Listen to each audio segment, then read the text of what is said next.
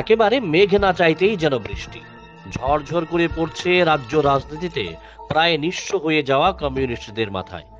বিনা শ্রমে তারা হাতে পেয়ে যাচ্ছে রাজ্য বিধানসভার বিরোধী দলের তকমা। ঘুরিয়ে বললে বাংলা নতুন বছরের প্রাক লগ্নে বামেরা পাচ্ছে নতুন গিফট।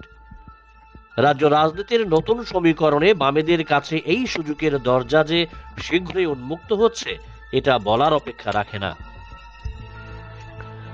রাজ্যের প্রধান বিরোধী দল তীব্রাবথা শাসক দল বিজেপির সঙ্গে সরকারে যোগ দিয়েছে। বৃহস্পতিবার সেই মাহেন্দ্রক্ষণের সাক্ষী থাকলো রাজ্যের মানুষ। এখন রাজ্য বিধানসভায় তীব্রাবথা তাদের ললাট থেকে বিরোধী দলের স্টিকার মুছে দিয়েছে। সাংবিধানিক নিয়ম অনুযায়ী তীব্রাবথা সরকারে যোগ দেওয়াতে তারা হারিয়েছে বিরোধী দলের স্বীকৃতি। এখন কে হবে রাজ্য বিধানসভার প্রধান বিরোধী দল?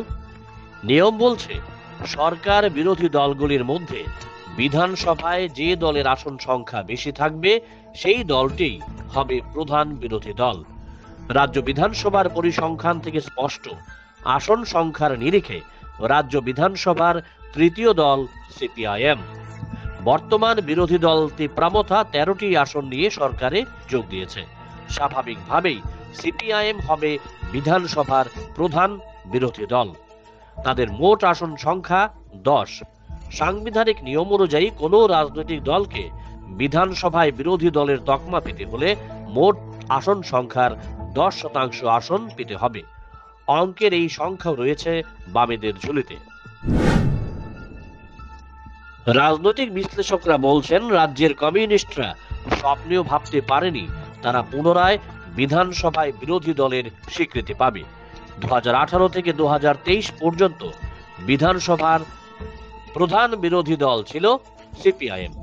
2023-এর নির্বাচনে তীব্রাবথার ঝড়ে খড়কুটোর মতো উড়ে গিয়ে তৃতীয় স্থানে বসেছিল কমিউনিস্টরা। বর্তমান বিধানসভায় তাদের বিরোধী দল হওয়ার কোনো সম্ভাবনাই ছিল না।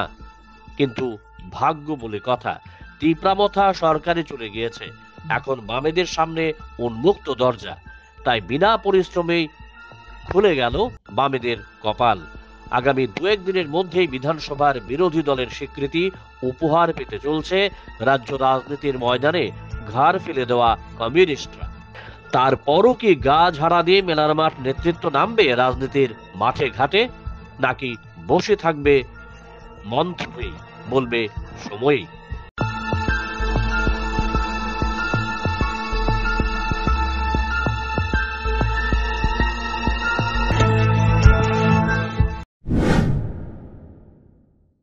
Bureau report, jam 24 news.